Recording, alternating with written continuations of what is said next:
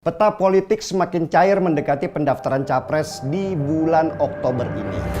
Banyak gerakan-gerakan yang dibangun jauh-jauh hari berantakan sekarang ini. Begitu juga koalisi perubahan. Koalisi yang dibangun antara Nasdem, Demokrat, dan PKS ini kelihatannya memiliki nasib yang sama dengan KIB.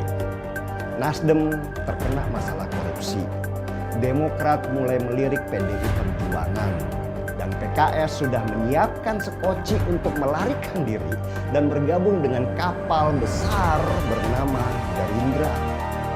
Pelan-pelan, tali yang mengikat koalisi perubahan pun mulai terurai dan tidak lagi ketat seperti sebelumnya.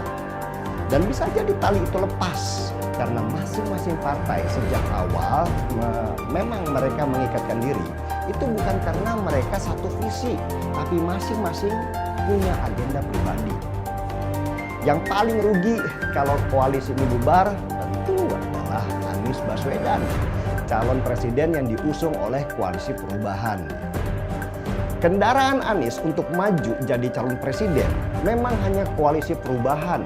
Gak ada lagi partai yang mau mencalonkan dia sebagai calon presiden karena dianggap tidak menguntungkan. Ya, hari ini muncul berita baru tentang hutang Anies kepada Sandiaga Uno. Itu loh, hutang 60 miliar yang baru saja terungkap. Dan Sandiaga menyatakan bahwa dia tidak ingin melanjutkan pembicaraan soal atau dengan kata lain diikhlaskan saja.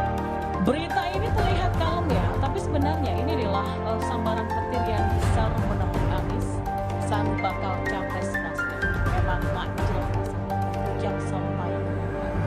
Kenapa? Karena pernyataan ini kan sama artinya bahwa Sandiaga mengakui adanya hutang 50 miliar.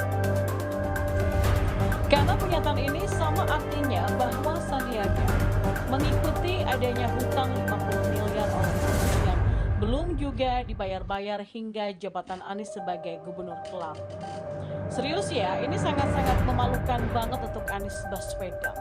Lu ngutang dalam jumlah yang banyak banget, lalu elu ngelupain selama lebih dari 5 tahun, iya kan?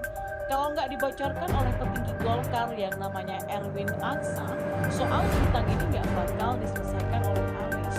Ya, yang sampai pihak Anies ngeles menyatakan bahwa soal hutang itu dinyatakan selesai lunas jika pasangan Anies dan Sandi memenangkan pilkada. Tapi ternyata buat Sandiaga yang punya duit nih, hutang itu masih dianggap sebagai hutang. Artinya Anies lah yang dinilai lalai membayar hutang 50 miliar itu hingga sekarang ambil. Oke, awalnya ada video yang bermaksud untuk mengulik alasan kenapa sih dalam beberapa hari belakangan ini muncul kebocoran informasi jeruannya Anies Baswedan. Ya, alasannya sangat menarik untuk diketahui karena yang membocorkan itu adalah para petinggi partai dari dua partai yang merupakan sahabat Nasdem, yakni Gerindra dan Golkar. Dan kebocoran ini bersamaan dengan manuver Nasdem yang pamer kemesraan dengan partai-partai tersebut di depan publik. Katanya mau koalisi dengan partai-partai oposisi PKS dan Demokrat lah. Kok belakangan ini malah PDKT sama Gerindra dan Golkar? Publik kan jadi bertanya-tanya. Nah, saya kira Nasdem ini sedang menjalankan plan B, karena plan A mereka nampaknya juga sudah mentok. Partai Nasdem bisa dibilang kejelek banget.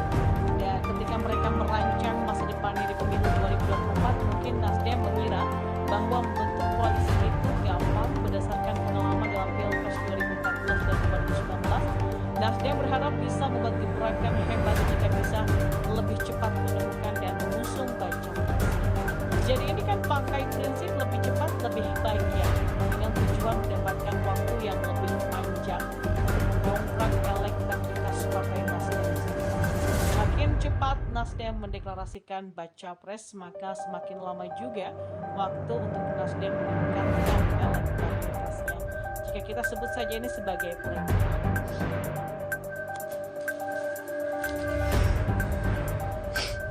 Dalam pemilu 2014, Nasdem mendapatkan angka 6,72%.